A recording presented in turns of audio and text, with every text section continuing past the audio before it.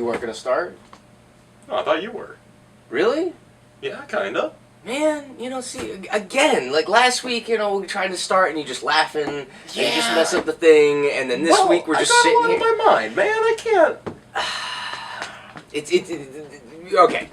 Regardless, we got a lot of comics this week. Surprisingly, a lot of sci-fi stuff, which, hey, seems to be the new kind of... I wouldn't say popular new, genre. But, well, no. Yeah, sure. The growing popular genre here. Something that is kind of new this week, and by kind I mean extremely.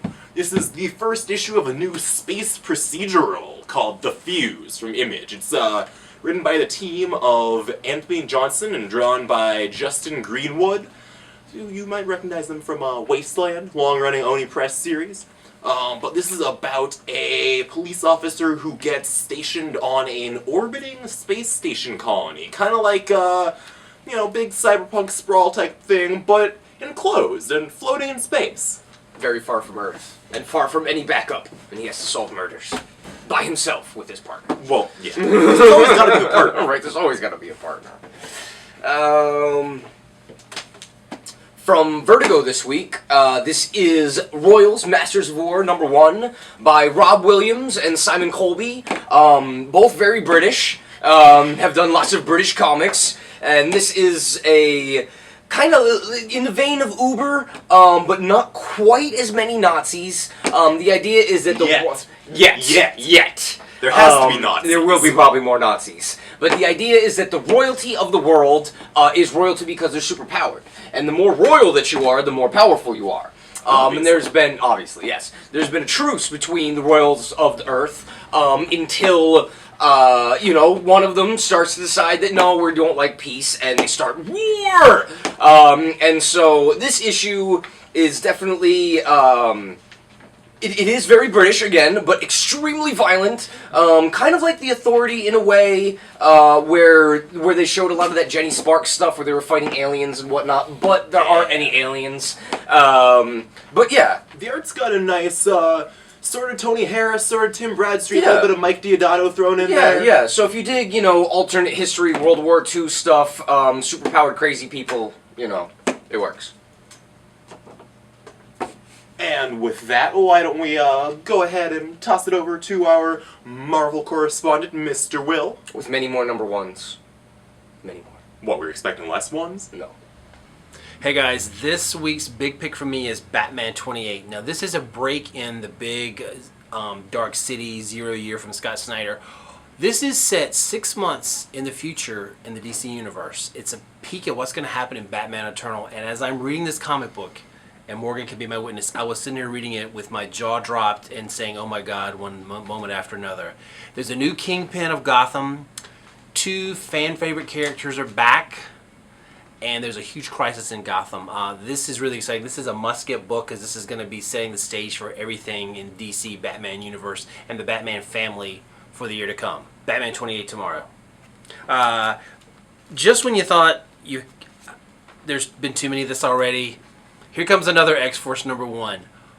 But when you open the pages, you're like, oh my God, welcome back, a brand new X-Force. This is Cable, Psylocke, Phantom X, and a very controversial character between me and Casey, Marrow. But this is really cool. So basically, if every other country in the world could have their own special forces, why not the mutant race? So beautiful art. It kind of reminds me, Rocky Kim designed all them designs, kind of reminds me of Clayton Crane a little bit and Adi Granov. What if they had a stepchild at a weird crazy party? But I'm really excited about this because there's the whole dynamic between Psylocke and Phantom X, and Cables just proves once again why he's a badass leader of the mutant universe. Speaking of badass, it's back when Bucky was bad.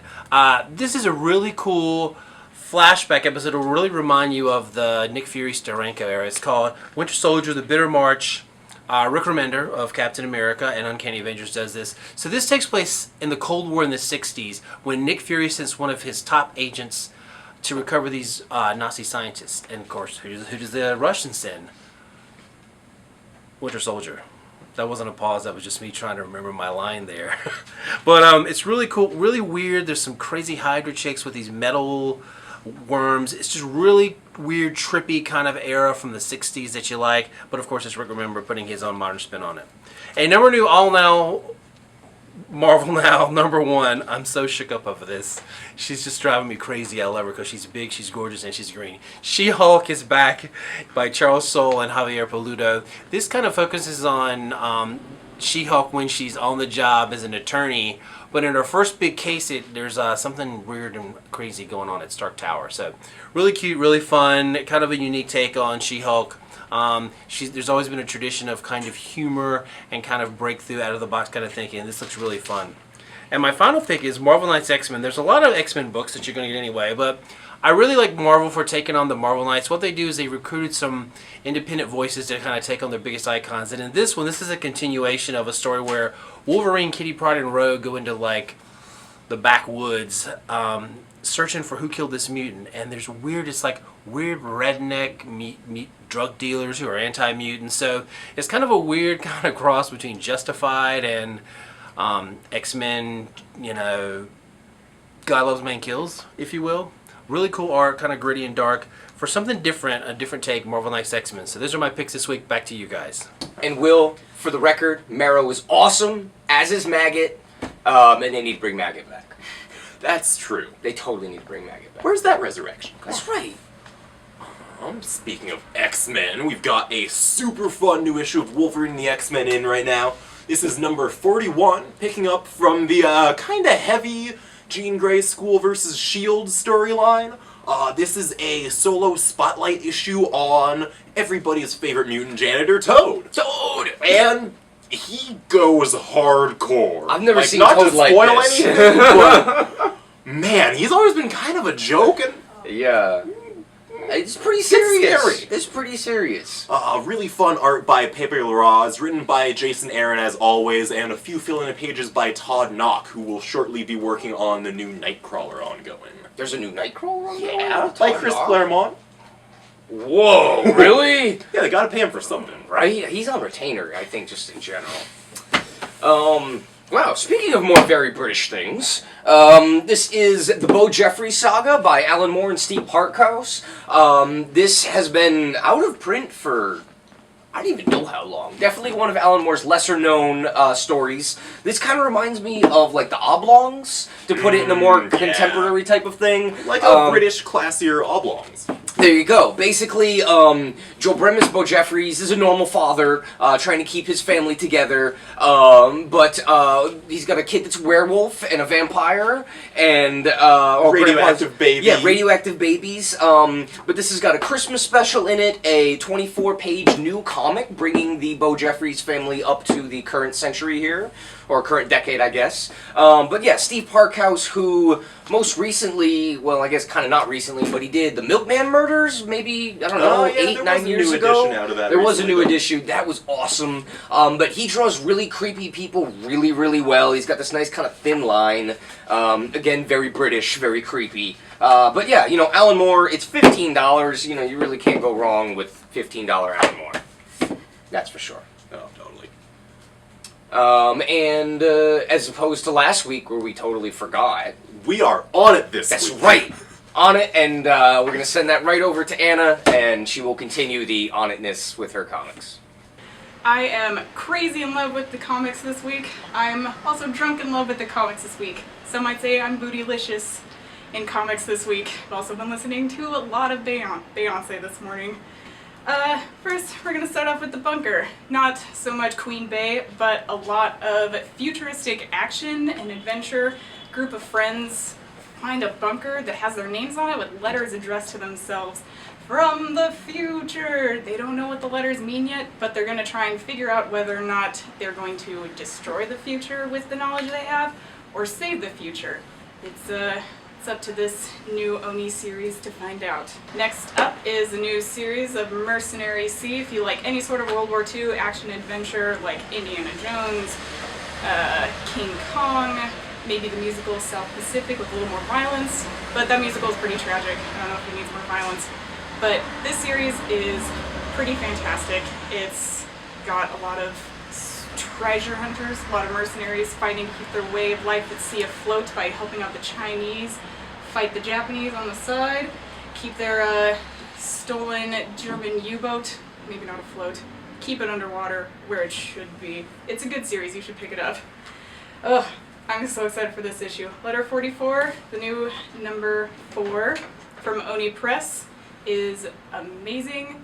It's like watching TNG, sorry, Star Trek The Next Generation. You probably know what I'm talking about. You might have heard of it.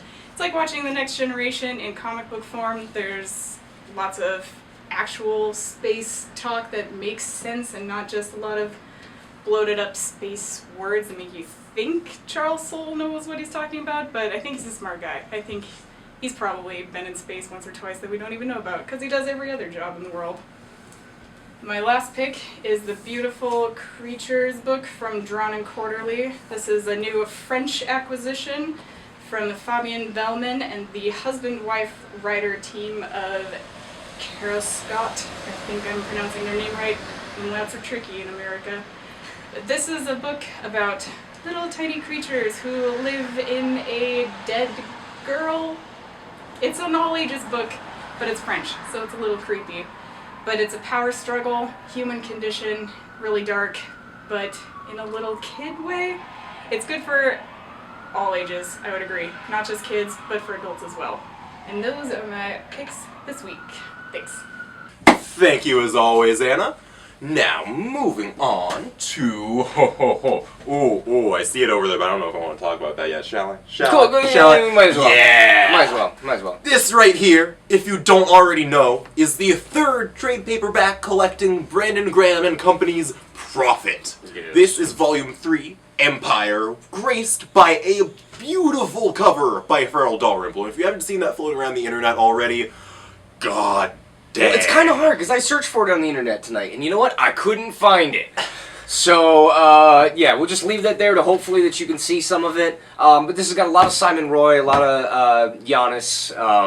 You've heard us talk about this a lot. Just freaking buy it. A lot of really awesome process stuff in the back, breaking down their scripting process and the colors without any of the inks or pencils on top Yeah, of them. those Joseph Braden colors are nice.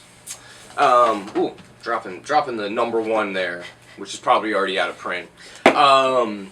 This is the last issue in the Hawken series, the second one of which I'm actually excited about and talking about because clearly the people who make Hawken, or at least the comics, have some kind of running knowledge of who makes good comics. They not only got Jim Mahfood to do Mech Pilots Clubbing, but they got Nathan Fox to do, like, corporate mech kind of gangster date stuff. Like, apparently 2 mech pilots go on a date and corporate gangsters try to, you know, bust it up. Okay. And, yeah, Nathan Fox has been, he's been doing the covers recently for Federal Bureau of Physics, and he's been kind of, you know, hit for being a Paul Pope ripoff, which, yeah, you might be able to you know, put some credence into that, but he's really been coming into his own, and he has a lot of energy and just kind of roughness and heart that, you know, Paul Pope's work has kind of been refined out of almost. But this is a one-shot. It's very awesome. It is very violent. It's got lights of pinks and blues and other stuff. So, yeah. Even if you don't read the game or watch the game or whatever you do with these games, I don't know. I know you're out of the loop. These kids that play with their thumbs and do don't stuff. embarrass yourself. Oh, shut up. Alright, and from Image this week we have issue 2, actually, of Egos, Earth Galactic Operatives. The space superhero series from Stuart Moore and Gus Storms. Rocking a sort of video game-ish cover on here. It's got shades of Dead Space going on. Very much so. But it's really fun, sort of Legion of Superheroes style adventuring. It chronicles the adventures of the Earth Galactic Operatives after their downfall. Their leader, Deuce, who has kind of creepy persuasion-y powers. Very creepy. Yeah, really like stalker creepy. Yeah. Yeah, and his girlfriend Pixel, whose mother was a clone-making supervillain, which I don't know. She might be a clone. Maybe. Who knows? But they've got some new recruits in the new issue, and spoilers, they don't all last very long. No, there's a real high mortality rate in this. But that series probably has, like, the coolest superhero names next to Invincible. Because Invincible is really hard to beat, you know, those superhero names, but they do it well. Because Deuce is shorter for Seduce, which is pretty cheesy and horrible at the But same it's such a good joke, because it's taking that sort of scumbag Gambit archetype and just be like, yeah, no, he's awful. And we're going to end it on something very classy from, surprisingly enough, Dynamite. This is the art of Ramona Fradon, who is one of the premier and eminent female artists at a time when women next didn't to even like Marie Severin. Probably yeah. like they were the two working during the heyday of exactly. superhero comics. And she is most known for the amazing and always psychedelic Metamorpho, the Man of 1,000 Elements and many colors. If you don't know about old Metamorpho, you better school yourself. Yeah, school yourself, seriously. She also did a lot of awesome work on Doom Patrol. Got some great Aquaman. gorillas with machine guns in there. But there's a lot of cool pictures. They break everything down kind of by her... Aquaman riding a manatee in particular. Yeah. You know, by her work and then by the years. There isn't a lot of comics in here. This is more just about kind of a bibliography type That of thing. smell is wafting over to me, too. Oh, that is seriously nice. But yeah, $30, nice hardcover, remote afraid, and, you know, get some knowledge going here. And with that, tomorrow, or tonight, is the second Wednesday of the month, and that means it is our Comic Long Table, special Valentine's Day edition. No, that does not mean we will find you dates, but, you know, there will be candy, so I guess that's a second consolation. It makes up for it. It does, because we all know that, I mean, I at least, for one, would be very alone. I'll probably go by myself on Valentine's Day, go see RoboCop. That sounds romantic. It does, very romantic. But yeah, come one, come all, talk comics, very fun. Yeah, and so we'll see you guys next week. Thanks for watching.